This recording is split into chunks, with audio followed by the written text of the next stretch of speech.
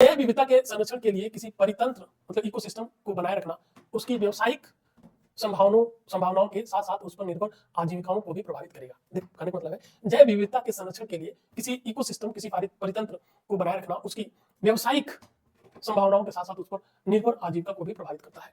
सो अगर जैव विविधता को बचाने के लिए आप इकोसिस्टम को संरक्षित करते हो, अगर जैव विविधता को बचाए रखने के लिए संरक्षण करने मतलब मेंटेन करने के लिए अगर इकोसिस्टम को आप संरक्षित करते हो तो क्या होता है, उस जैव विविधता पर उस इकोसिस्टम पर जो निर्भर लोग हैं, ठीक है, उनकी आजीविका प्रभावित होगी। क्योंकि मान लो अगर कोई फॉरेस्ट है, ठीक है, फॉरेस्ट है और फॉरेस्ट में बहुत तरह के जीव जंतु रहते हैं, उस फॉरेस्ट पे आदिवासी भी निर्भर होते हैं और उस फॉरेस्ट से अगर गवर्नमेंट भी क्या करती है उसका दोहन करती है।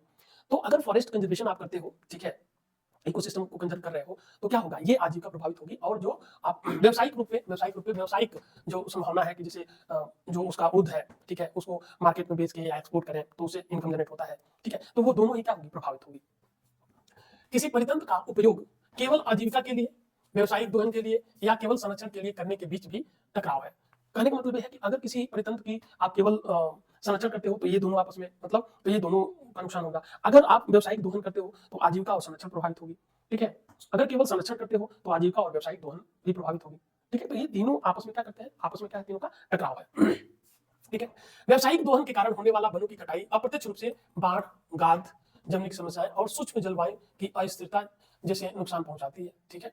साथ ही वनों पर निर्भर आजीविका को भी प्रतिकूल रूप से प्रभावित करती है, ठीक है। ये यहाँ से और ये सब ये जो दो लाइन है, अंतिम दो लाइन, वो क्या है, उसी चीज को एक्सप्लेन कर रहा है, ठीक है। ये टकराव विशेष रूप से विकासशील देशों में अधिक गंभीर होते हैं, जहां लोग परितंत्र पर निर्भरता अधिक, जहां पे लोगों की परितंत्र पर निर्भरता अधिक होती है और व्यवसायिक दोहन में राष्ट्रीय आय बढ़ाने की क्षमता होती है, ठीक है। जो अंडर डेवलप्ड कंट्रीज है वहां पे ये समस्या ज्यादा होती है क्योंकि वहां पे जो भी पॉपुलेशन है वो ज्यादा मतलब परितंत्र पे निर्भर होता है और वहां के ये भी एक अपॉर्चुनिटी होती है कि व्यवसायिक दोहन हम करेंगे तो हमारी इकोनॉमिक ग्रोथ बढ़ेगी, इकोनॉमिक मतलब रेवेन्यू बढ़ेगी, आएगी, ठीक है।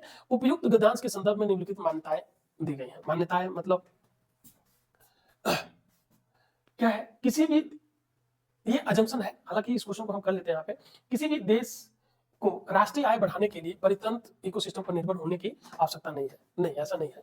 देखो ये क्या है, इकोसिस्टम से क्या है, इकोनॉमिकली क्या होता है, बहुत अच्छा होता है, ठीक है। तो ये सही नहीं है। संसाधन समृद्ध देशों को संसाधन घट कम देशों के साथ अपने संसाधन साझा करने चाहिए, ऐसी तो कुछ भी बात नहीं कर रहा है। तो दोनों के दोनों ही क्या है, गलत है। तो आपका आंसर क्या होगा, option D, none of this, ठीक है ना।